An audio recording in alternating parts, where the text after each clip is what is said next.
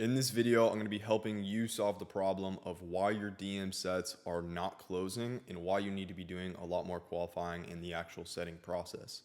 So this is a very common problem that I see a lot of my students, a lot of my clients facing, and it's really not that hard of a fix. It just takes a little two tweaks.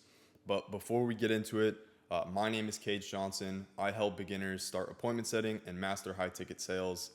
And yeah, let's just go ahead and get right into it. And this problem can come from two different reasons. The first being the closers are not performing in the business, so they're not hitting certain KPIs, they're not selling as well as they should be.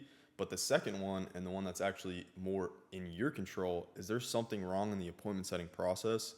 There's something you're not doing that needs to be done, and it usually lies in the qualification process.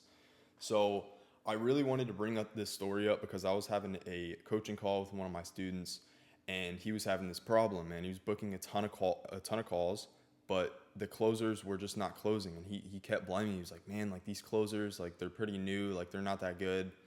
And I sat down with him and I was like, well, let's look at their past KPIs. Like, what were they hitting in the past? And they were doing some decent numbers. And so we're like, okay, maybe something lies in the setting process.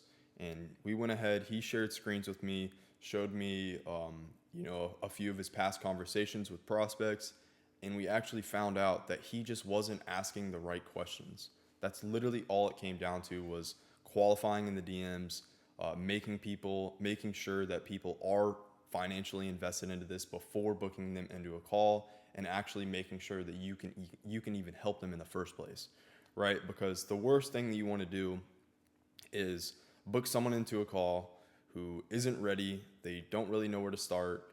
They're not financially qualified, because at the end of the day, you're just going to waste your closer's time and prevent you from, having another appointment that would have been more qualified actually close and make money on a deal. And so this problem, I mean, it's so common, but the number one thing that I see people doing wrong is just asking good questions, right? They can have the whole process already like complete, that they have a really good opener, they're building really great rapport, and they have like decent transitions, but they're not really asking great questions. They're not taking frame of the conversation. They're not holding the authority figure in the conversation either.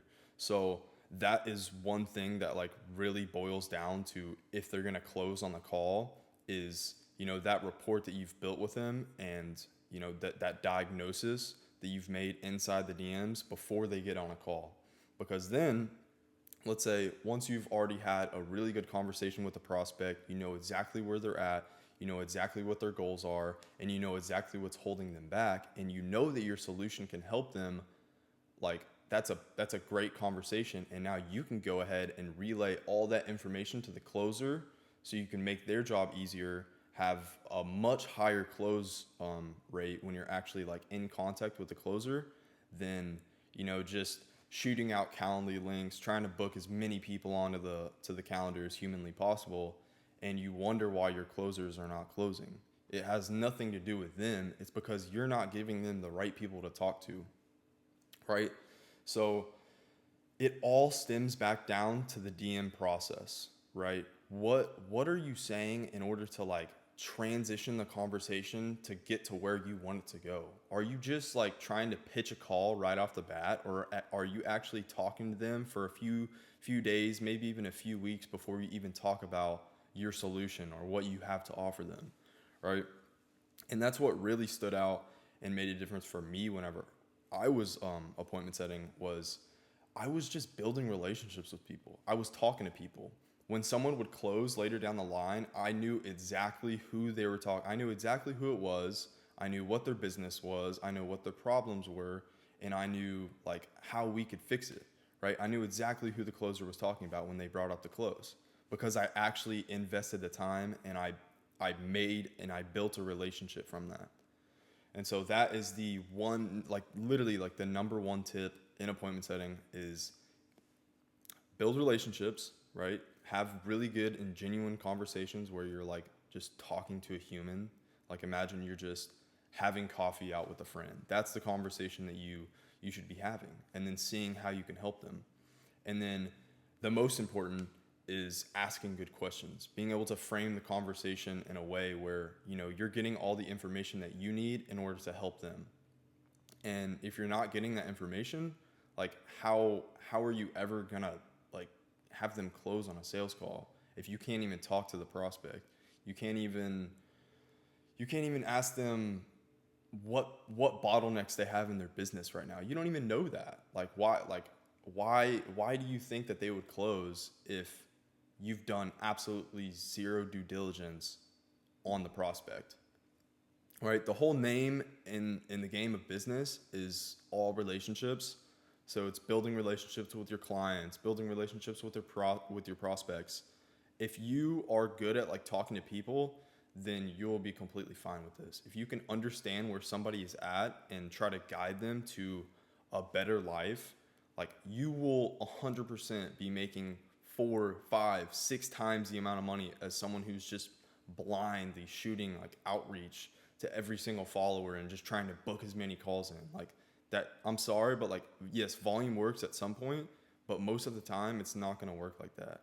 You need to have like a step-by-step process to where you can figure out exactly where your prospect is, exactly what's holding them back, and how you can help them get to where they want to go. That's all the setting process is. You're not trying to sell them on a product. You're not trying to sell them on a course or a program. You're simply selling them a conversation with somebody on your team or you to have a call with them and see if we could help them. We're not doing like a, book your call and like this is like a sales call. No, like the whole point of the call is to see where you're at, right? So the whole point of the appointment setting is to get them comfortable enough and build that relationship to where you have that trust built and they're comfortable to hop on that call with the closer.